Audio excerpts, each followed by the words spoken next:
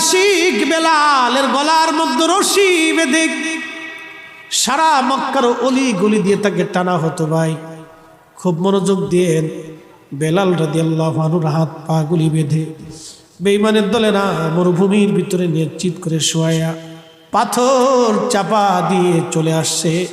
Saudi আরব যারা চাকরি করেছেন তারা আপনারা জানেন, প্রচন্ড গরমে হযরত বেলালের শরীরের ভিতরে বালুগুলি এসে ফুসকা পরে পরে ঘা হয়ে যাইতো। ওই ঘায়ের মধ্যে চাবুক দিয়ে পিটানো হতো আর বলা হতো বেলাল কালেমা সারবি। বেলালের একটা আওয়াজ আসতো, আহাদ আহাদ আহাদ, আল্লাহ এক আল্লাহ এক আল্লাহ এক আল্লাহ এক আল্লাহ এক। এইভাবে বেলাল কাঁদতে থাকতে ওরা বেলালের জিব্বা খানা টেনে বের করে, হযরত বেলালের জিব্বা বের করে লোহার শিক আগুনের মধ্যে গরম করে পুড়িয়ে বেলালের জিব্বার এপার ওপার ঢুকিয়ে জবান বন্ধ করে রাখতো যাতে বেলাল জিকির করতে না পারে। ওরা জবান বন্ধ রাখলে কি হবে, সেই দিন হযরত বেলাল রাদিয়াল্লাহু আনহুর কান্নার আওয়াজে আকাশ পাতালগুলি ভারী হইত। আহাদ আহাদ বলে বেলাল কাঁদতেন, বেলালের কান্নায় আকাশ পাতাল ভারী হয়ে যাইত। তারপরেও তারা বেলালকে ছাড়ত না। কঠিন নির্যাতনে বেলাল বেহুশ হয়ে যাইতেন আর ডেকে বলতেন, কাফেররা রে, যদি পারো জীবনের তরে আমাকে মেরে ফেলে দাও, এইভাবে অত্যাচার করলে আমার আর সহ্য হয় না। মনিব বলতো, হয় কালেমা ছাড়বি। বেলাল একটা কথা বলতো, দেখো রে, জীবনের সব কিছু দিয়ে দিতে পারবো, ইমান বিক্রি করতে পারবো না, ইমান দিয়ে দিব না। আহা, হযরত বেলালকে আবু বকর সিদ্দিক 40,000 দিরহাম দিয়ে কিনে নিলেন। তৎকালীন 40,000 বর্তমানে 40 কোটি হবে। বেলালকে কিনে এনে আজাদ করে দিলেন আবু বকর। নবীজি মদিনায় গেলেন, হিজরত হয়ে আজানের প্রবর্তন চালু হলো। নবী বললেন, সাহাবীরা রে, বেলালের আজানের মুয়াজ্জিন বানায় দেয়া হোক। বেলালকে মুয়াজ্জিন বানানো হলো। বেলাল আজান দেন আজান দেন, কিন্তু আজানের ভিতরে বেলালের ভুল হয়। সাহাবীরা এসে বললেন, হুজুর, বেলালের আজানের মধ্যে ভুল হয়, কাফেররা সমালোচনা করে। আল্লাহর নবী বললেন, সাহাবীরা রে, বেলালের আজানে ভুল হলে কি হবে, তোমরা শোনো, বেলাল আজান দিলে এই আজান আরশে মুআল্লা পর্যন্ত পৌঁছায় যায়। বেলাল আজান দিলে আরশে মুআল্লা পর্যন্ত যায় রে সাহাবীরা। হযরত বেলাল এইভাবে আজান দিতে লাগলেন, আহা, নবীর দরবারে থেকে কাটাইতে লাগলেন। কোনদিন একটা তহবান, কোনদিন একটা চাদর পরে বেলালের জীবন কাটতে লাগলো। আমাদের মধ্যে এত দামি পোশাক বেলালের ছিল না, কিন্তু বেলালের আজানের এমন মধুরতা ছিল। আজান দেওয়ার পরে সব সাহাবী মসজিদে এসে ভরে যাইত। কোন সাহাবী ঘরের মধ্যে থাকতে পারতেন না। আজানের রুহানিয়াত এত কঠিন, আজানের রুহানিয়াত এত কঠিন, বেলালের আজানের রুহানিয়াত এত কঠিন, কোন সাহাবী ঘরের মধ্যে থাকতে পারতেন না। সব সাহাবী বের হয়ে ঘরের থেকে মসজিদে নববীতে আসতেন। আল্লাহর নবীর ইন্তেকাল মোবারক হয়ে গেল। সব সাহাবী পাগলের মতো হয়ে গেলেন। পাগলের মতো হয়ে যাওয়ার পরে হযরত বেলাল রাদিয়াল্লাহু আনহু পাগল পারা হয়ে গেলেন। নবী নাই, নবী নাই, এই কথা সাহাবীরা বিশ্বাস করতে পারতেছেন না, নবী নাই। ছোট্ট একটি গাঠুরি বেঁধে বেলাল আসছে। আবু বকর, বিদায় দাও, মদিনাতে আর থাকবো না। কেন রে বেলাল, কি হয়েছে তোমার, কিসের অভাব বলো, তোমার কি পয়সার অভাব? বেলাল রে, বাইতুল মাল থেকে বেতন ধার্য করে দেব। বেলাল ডাক দেয়, বলেন, আবু বকরকে আমার যে অভাব আছে, তুমি কি সেই অভাব পুরা করে দিতে পারবা বলো। কিসের অভাব রে বেলাল, বল। বলে, হুজুর, আগে আজান দিলে নবী নামাজ আসতো, বলো এখন আজান দিলে কি নবী নামাজ আসবে?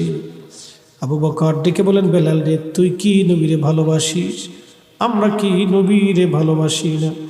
বলে, হ্যাঁ আবু বকর, তুমিও ভালোবাসো, আমিও ভালোবাসি। তুমি নবীর রওজা শরীফ দেখলে সহ্য করতে পারো, ধৈর্য ধরতে পারো, কিন্তু আমি বেলাল আজান দেওয়ার পরে যখন রওজা শরীফের দিকে তাকাই, আমি বেলালের কলিজা ফেটে ফেটে আসে, আমি সহ্য করতে পারি না, ধৈর্য ধরতে পারি না।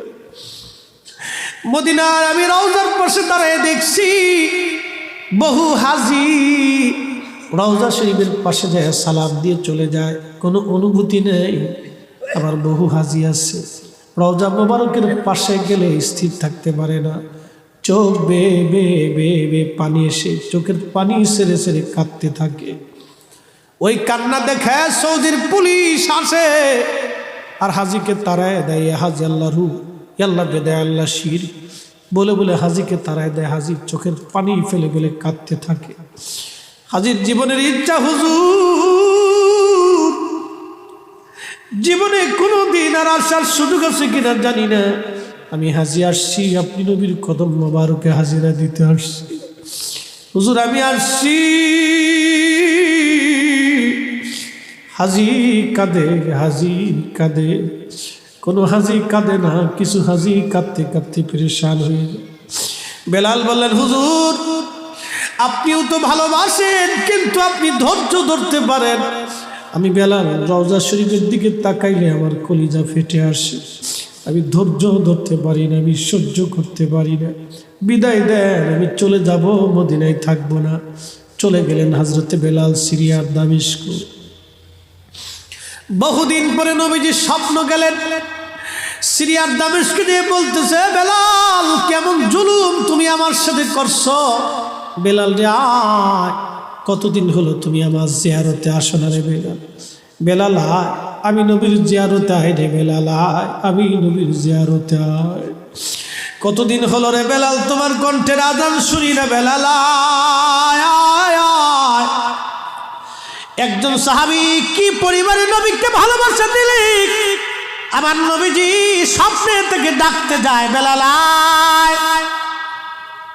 কি পরিমাণ ভালোবাসা একজন সাহাবী নবীকে দিলে, নবীজি স্বপ্নে ডাকতে গেছে, বেলাল কতদিন হলো তুমি আমার জিয়ারতে আসো না রে বেলাল আয় আয়, আমি নবীর জিয়ারতে আই রে বেলাল। বেলালের মতো আশিক যদি আমরা হইতাম,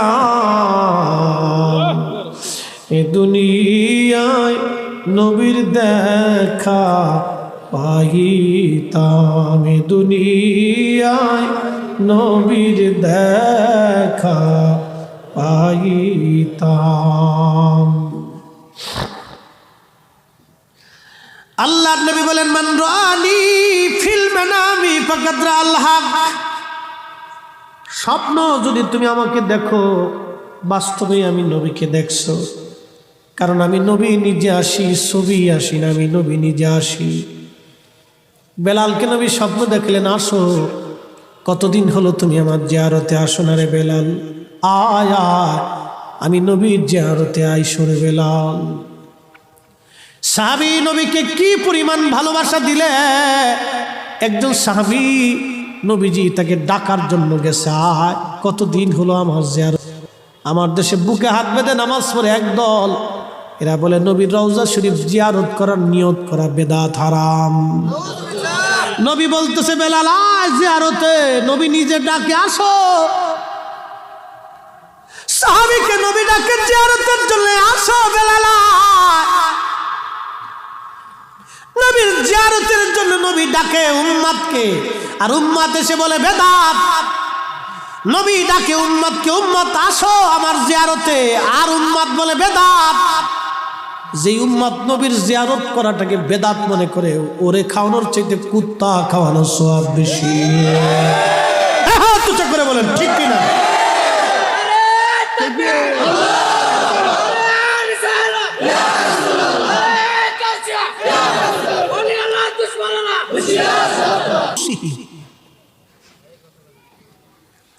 হাবিব আপনি বলেন, আমার বান্দারা বহু পরিমাণে গুনাহ যদি করে নিজের নফসের সাথে, লা তাকনাতু মির রাহমাতিল্লাহ, আমার রহমত থেকে যেন নিরাশ না হয়। ওয়ালা ইয়াগফিরুজ যুনুবা জামিআ, আমি তার জীবনের সমস্ত গুনাহগুলি আমি আল্লাহ মাফ করে দেব। সুবহানাল্লাহ বলা যাবে? এই মিলাদুন নবী তাবারকের দলিল নিয়ে যান। আমি দলিল আপনাকে দিব, বিবেকের দলিল সবচেয়ে বড় দলিল। আমার দিকে তাকান, যদি বুঝে থাকেন কুত্তায় যদি বিবেকে প্রস্রাব না করে তাহলে বুঝবেন, আর যদি কুকুরে বিবেকের মধ্যে প্রস্রাব করে তাহলে বুঝবেন না। কথা ক্লিয়ার, কাঠ সাট আমি বুঝিছি জিনে। এক পতিতা নারী যদি কুকুরকে পানি পান করানোর জন্য রব্বে করিম তার জীবনের গুনাহ মাফ করতে পারে, আরে সৃষ্টির ফাউন্ডেশন যে নবীর কারণে নাজাত হবে, মুক্তি হবে, ক্ষমা হবে, বেহেশত পাবো, আমল অল্প হবে, জান্নাতে সবার আগে চলে যাব, সেই নবী দুনিয়াতে আসার কারণে কোনো বান্দা যদি খুশি হয়ে আল্লাহর শুকর আদায়ের নিমিত্তে মোহাব্বত নিয়ে কোনো বান্দার জন্য তাবারক রান্না করে কোনো মানুষের মুখে খাবার পৌঁছায় দেয়, বাপ কুত্তাকে পানি খাওয়াইলে যদি জান্নাত নসিব হয় তো আল্লাহর বান্দাকে খাবার খাওয়াইলে কেন আল্লাহ মাফ করবে না বলেন তো আমাকে? আগেই বলছি, যদি কুত্তায় বিবেকে প্রস্রাব না করে তাহলে বুঝবেন, আর যদি বলেন না কুত্তায় বিবেকে মুইতে দিছে তাহলে আর বুঝবেন না। কথা বলেন না আমাকে বলুন, প্রতিটা নারী যদি কুকুরকে পানি পান করানোর জন্য তার জীবনের সমস্ত গুনাহ মাফ হতে পারে, আমি আল্লাহর বান্দার জন্য ভালো খাদ্য খানা রেডি করে তার জন্য খাবার পৌঁছে দিয়ে তাকে মেহমানদারি, তার সম্মান করার জন্য কেন আল্লাহ আমাকে মাফ করবে? আমি কি করে আপনাকে বোঝাবো বলেন তো? আমার দেশের ছেলেরা ফুটবল খেলা গরু জবাই দেয়। এই আর্জেন্টিনার ভক্তরা, বহু আর্জেন্টিনার ভক্তরা গরু জবাই দিচ্ছে, ছাগল জবাই দিচ্ছে, মুরগি ফিরাই সিরে রাইন দিয়ে খাইছে। সেদিন খবর দেখলাম এক বেড়া ওই সেই 86 সাল থেকে নিয়ত করছে যে আর্জেন্টিনা বিশ্বকাপ না পেলে হতে বলে বিয়েই করতো না। কত বড় বদ কপাল, সেটা বুড়ে হয়ে গেছে। তারপরে তো জিতছে তো, কিন্তু বুড়ে তো হয়ে গেছে। বুড়া কালোর বিয়ে করলেই কি আর না করলে কি কথা করলে কেন? দেশে কত বড় বিয়াক্কেল আসে চিন্তা করে। গাধার ঘরের গাধা কারে কয়? আন্তর্জাতিক খ্যাতি সম্পূর্ণ গাধা।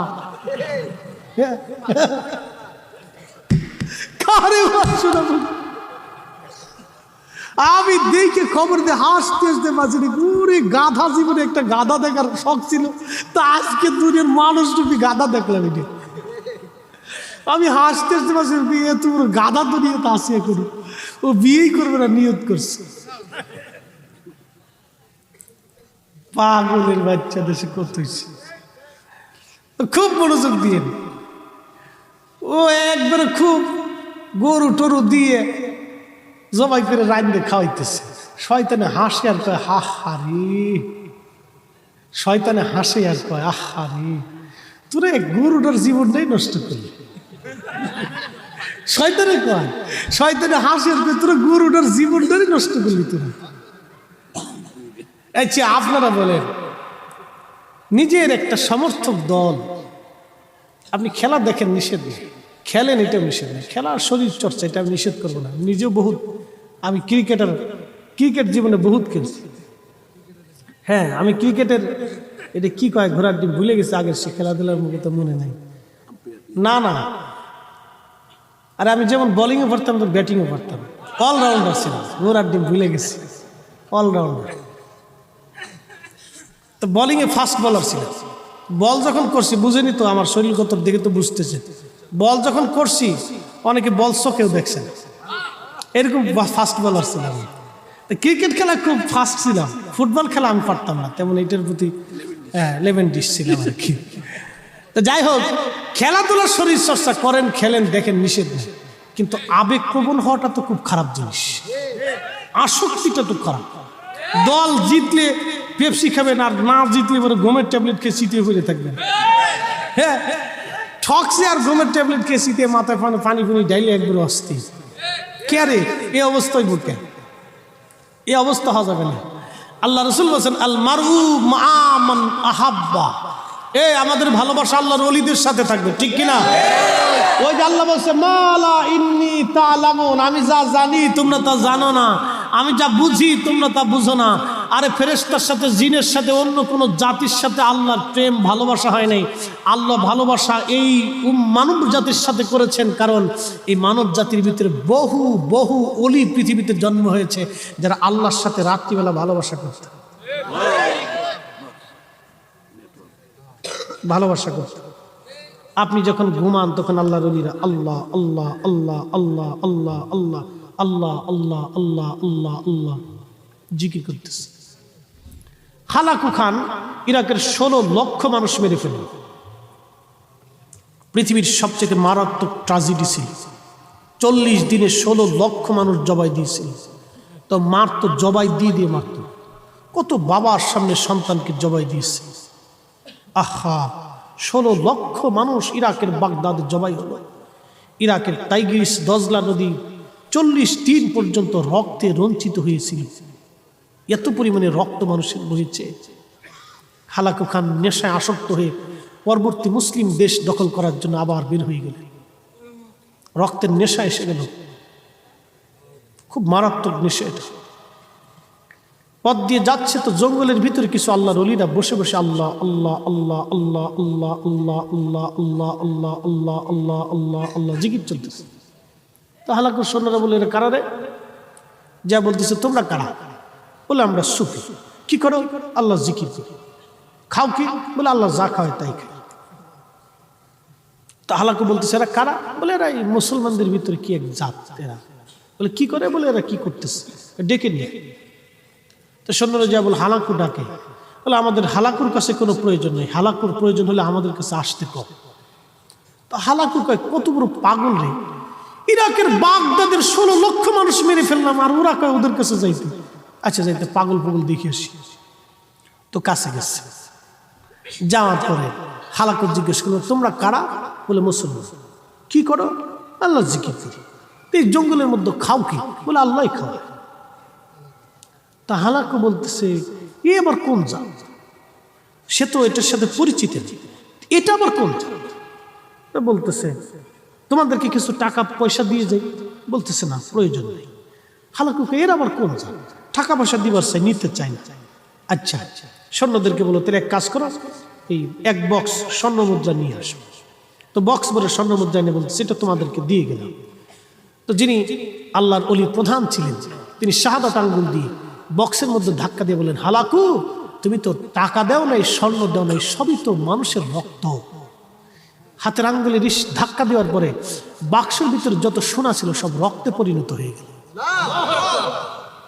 এই দৃশ্যখানা দেখার পরে হালাকুর কলিজার ভিতরে অনেক একটা ভয়ের জন্ম। হালাকু ভয় পেয়ে গেলেন যে পৃথিবীর সমস্ত মানব জাতির সাথে যুদ্ধ করা যাবে, এদের সাথে যুদ্ধ করা যাবে না। যে আঙ্গুলের ধাক্কাতে স্বর্ণকে রক্তে পরিণত করে দিতে পারে, এদের সাথে যুদ্ধ করা যাবে না। হালাকু বললেন ব্যাক টু কান্ট্রি, আমার দেশের দিকে চলো, আমি আর সামনের দিকে যাব না। কারণ এমন একটা জাতির সাথে আমার বাধা পড়ে গেছে, এরা যদি আমার বিরুদ্ধে লেগে যায় তো আমার সবকিছু ধ্বংস হয়ে যাবে।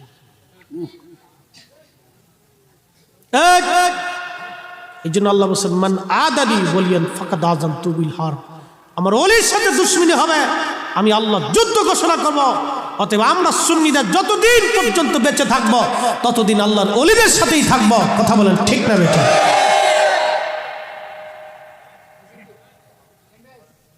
মোহতারাম উপস্থিতি, হুমায়ুন ভাই মাহফিল দিয়েছেন। হুমায়ুন ভাইয়ের মতো বহু হুমায়ুন বাংলাদেশে আছে। হুমায়ুনের চাইতে বহু টাকাওয়ালা বাংলাদেশে আছে। কোটি কোটি কোটি কোটি টাকার মালিক, টাকা কোথায় রাখবে খুঁজে পায় না। কিন্তু আমার দেশের বহু মা টাকার অভাবে ওষুধ কিনতে পারে না। আহা, কি করে বলবো আপনাকে। আমার বসুন্ধরার সামনে দিয়ে প্রত্যেক শুক্রবার বিকেল বেলা এই কোনাতে একটা মেলা আছে, বিনোদন পার্ক।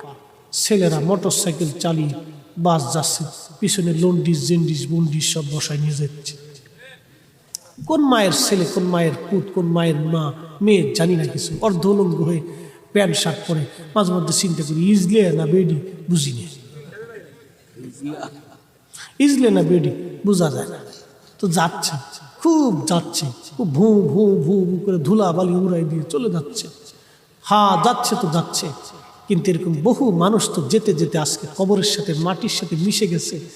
আর যাওয়ার তো সুযোগ নেই। হাত্তা যুরতুমুল মাকাবির, পয়সা কোথায় খরচ করবে খুঁজে পায় না। আল্লাহ বলছেন কবর পর্যন্ত তোমার সমান, এরপরে আর কোনো সুযোগ তোমার হাতে নাই। এ যুবক আপনাকে বলছি, বন্ধু আপনাকে বলছি, আজই সময় নিয়ত করে যাবেন আল্লাহ আর কখনোই না। জীবনের বহু একটা সময় নষ্ট করেছি, কালকে থেকেই ফজরের নামাজ থেকে স্টার্ট করবেন। আজকে এশার নামাজ থেকে শুরু হবে। আল্লাহ ঘুমোতে যাওয়ার আগে এশার নামাজটা পড়ে নিয়ত করবেন, আল্লাহ আর আমি মুসল্লা ছাড়বো না, আল্লাহ তোমার জিকির আর ছাড়বো না, আল্লাহ তোমার নবীর দুরুদ আর ছাড়বো না, আল্লাহ হালালে হালালে হালালে জিন্দেগি গঠন করব। এই নিয়ত আপনাকে করে আজকে যেতে হবে বন্ধু, কারণ কবরে আমরা একদিন অবশ্যই চলে যাব, আজ অথবা কাল। বহু যুবক যদি বুঝতে চান তো হসপিটালে পঙ্গুতে চলে যায়, দেখবেন অনেকের হাত নাই, পা নাই, চোখ নাই, জীবনের তরে প্রতিবন্ধী হয়ে গেছে। বহু যুবক আছে, বহু আছে। এই জন্য আপনাকে বলবো যে পয়সা করি মানুষের হাতে আসে, কিন্তু এটা যেন আমরা কাজের জায়গায় খরচ করতে পারি। আমি নবী না চিনিলাম, কি যে ভুল করিলাম, আমি নবী না চিনিলাম, কি যে ভুল করিলাম, বসমে ঢালিলাম ঘি,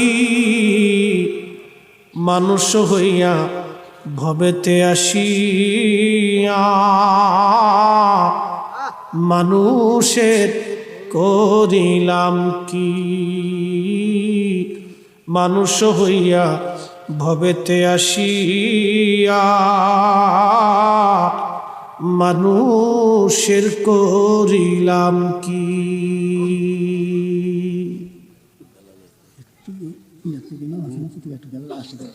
আরে খোদা, যে ওয়াজের কথা কইছি 3 রাত লাগবে না দেখতেছি।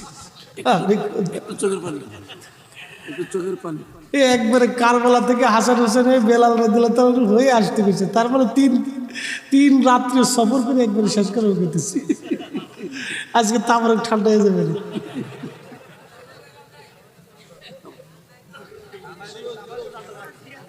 না, বেশি লম্বা না। আমি বুঝি আপনারা খুব অন্তরের মহব্বত থেকে কথাগুলি বলে। বাংলাদেশের যে জায়গায় যাই সেই জায়গায় আগেরটা করে আইসি দেবীর দ্বারে হেহেনো কানে কানে হুজুর বেলালের একটু আছে। আচ্ছা, তার আগের দিন করছি 2টা। প্রথমটা থেকে হুজুর একটু বেলালের কথা শোনে, দ্বিতীয়টা কাছে হুজুর বেলালের ওয়াজ একটু শোনে। কি যে জ্বালাত আসি আমি, জ্বালার কোনো শেষ না। সারা বাংলাদেশের যে জায়গায় গেছে আমি জানি আপনারা রাসূল কারীমের অনেক মহব্বত ভালোবাসা নিয়ে কথাগুলি বলে, কিন্তু আসলে এই ওয়াজটা একটা মকবুল ওয়াজ। এটা আমার জীবনের সবচেয়ে বড় পাওয়া। এই আলোচনাটা যেদিন আমি দরবার শিবে করেছিলাম সেদিন একজন মানুষ কাঁদতে কাঁদতে মারা গিয়েছিল। একজন মারা গিয়েছিল, ওই মজলিসে একজন মারা গেছিল, কাঁদতে কাঁদতে মারা গেছিল ওই মজলিসে। এটা হলো আল্লাহ রসুলের অধিক প্রেম ও মহাব্বতের জন্য, আমার কোনো কিছু, এটা অধিক মহাব্বতের জন্য। সাহাবে কেরামের প্রেমটা এরকম ছিল। তো বুঝেন তো, মানুষ কেঁদে কেঁদে এইভাবে বেহুশ হয়ে যায়, সর্বমোহন সব। এই ওয়াজটা শুনে কত মানুষ যে তাহাজ্জুদ গুজারি হয়েছে আমি জানি না। একদিন এক ভদ্রলোক, খাগড়াছড়িতে গেছি মাহফিলে, ভদ্রলোকটা আমার হাতটা ধরে এসে বললেন, হুজুর আমি পরিবহন সেক্টরের একজন দায়িত্বে সভাপতি। তো বলতেছে আমি এমন কোনো খারাপ কাজ নাই পৃথিবীতে না করছি। বলে হুজুর আপনার এই ওয়াজটা শোনার পর থেকে, সে কেঁদে দিয়ে বলতেছে, হুজুর আপনার এই ওয়াজটা শোনার পর থেকে আমি আজ নামাজ ছাড়ি, আমি জীবনে তওবা করছি হুজুর। শেষে নিজে সে আমার মাহফিলে নিছে, খাগড়াছড়ি বাস স্ট্যান্ডে মাহফিল নিয়ে আমার ওয়াজ শুনছে। বলছে হুজুর আপনার এই ওয়াজটা শুনে আমার জীবন আমি পরিবর্তন করছি। এটা তো আমার ওয়াজ না, এটা রাসূল কারীমের একজন সাহাবী তার জীবনের সব কিছু দিয়ে রাসূলকে ভালোবাসছেন। আমি তার জীবনের একটা ছোট্ট বর্ণনা আপনাদের সামনে উপস্থাপন করেছি। আপনার রাসূলের মহব্বতের চোখের পানি ফেলেছে কোটি কোটি কোটি কোটি মানুষ। আমি আশায় আছি হয়তো এই কারণে আল্লাহ আমাকে মাফ করবে, তাছাড়া আমার আর কোনো রাস্তা নেই, কোনো উপায় নেই। তো মোহতারাম উপস্থিতি, কখন মানুষের জীবনের কাল পরিবর্তন হবে আমরা কেউ বলতে পারি না। এটা একটা মকবুল জিনিস, আল্লাহ রসুলের সাহাবীর মকবুল জিনিস। আমি আপনাদেরকে শেষ সময়ে আমার ভাই যেহেতু আবদার করেছেন, তো ছোট্ট করে আমি জানি এই মজলিসে, সব মজলিসে এই ওয়াজটা উঠে না, এটা আলাদা একটা বিষয়, এটা আলাদা একটা সাবজেক্ট। তারপরও ছোট্ট করে আপনাদেরকে একটু আশা যেহেতু জাগছে একটু বলবো।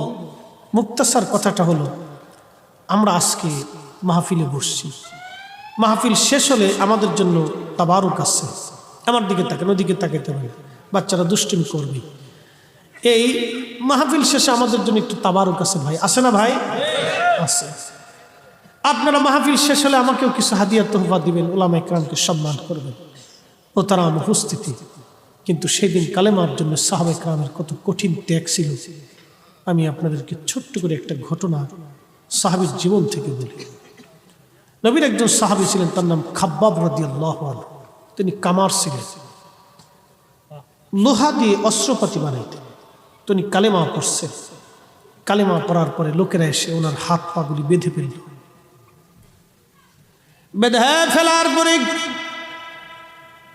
হাজরাতে খাব্বাব বলেন, দুনিয়ার মানুষে যখন ওরা আমার হাত পা বেঁধে ফেললো, হাত পা বেঁধে ফেলে দেওয়ার পরে আমার ওই লোহার আগুনগুলি, কয়লাগুলি মাটির মধ্যে তারা বিছাইল। মাটির মধ্যে বিছাইয়া 10-12 জন তারা আমার শরীরকে চিৎ করে শোয়াইয়া বুকের মধ্যে পাথর চাপা দিয়ে আমাকে চেপে ধরে রাখলো। প্রচণ্ড কয়লার আগুনে আমার চামড়াগুলি পুড়ে পুড়ে পুড়ে পুড়ে রক্ত পরে পরে কয়লা নিভে গেল। এরপরে ওরা আমাকে উঠাইয়া ওই কয়লাগুলি পানি আবার আগুনের মধ্য দিয়া আগুনের মতো করে ওই কয়লাগুলি মাটির মধ্যে ফেলাইয়া আবার আমাকে শোয়াইল।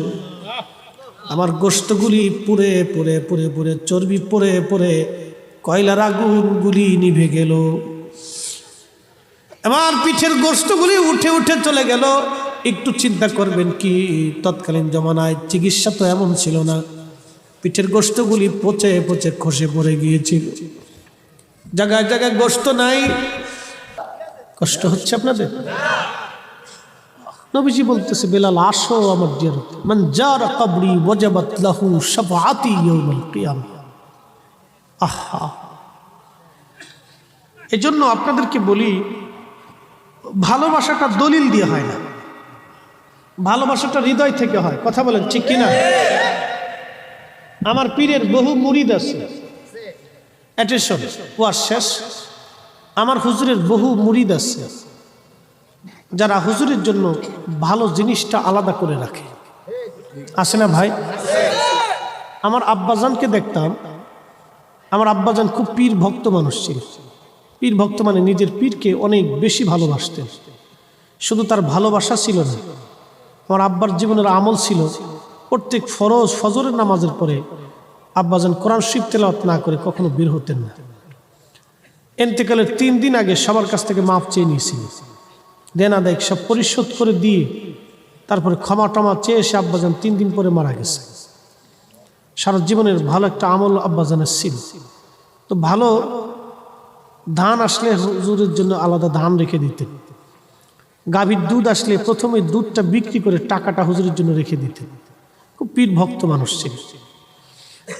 আমাদের দেশে বহু মানুষ আছে, বাপ আমরা মহিলারা আছে, দেখবেন বাড়ির সেরা খাবারটা আমাদের জন্য রেখে দেয়, আছে না ভাই? বহু আছে যে মোল্লা সাহেব আসবে, হুজুর আসবে, বাড়ির সেরা খাবারটা হুজুরের জন্য আলাদা রেখে দেয়। এই যে মোহাব্বতটা, এটা কি দলিল দিয়ে হয় না হৃদয় থেকে হয়?